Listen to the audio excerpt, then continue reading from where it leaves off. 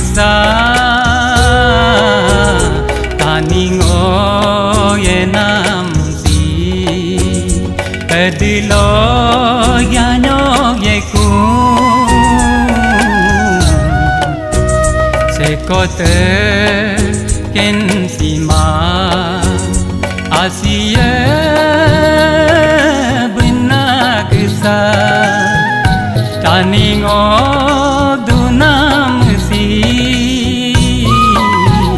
ague ken si ma benyok dilong molu benyok dilong molu domuge yanam kesa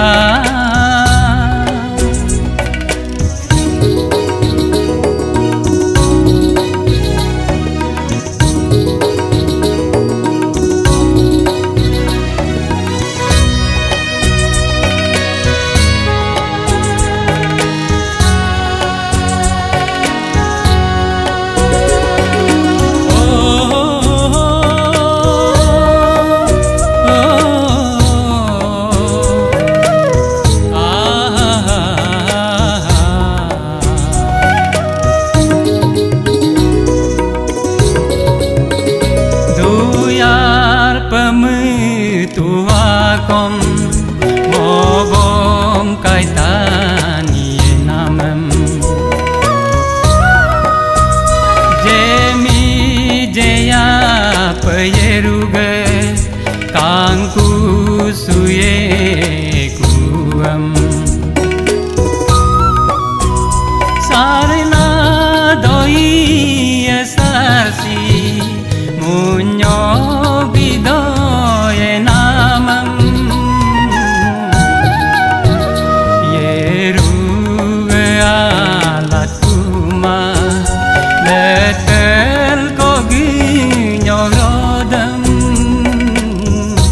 letel ko ginyong rodam domuge yanam kisa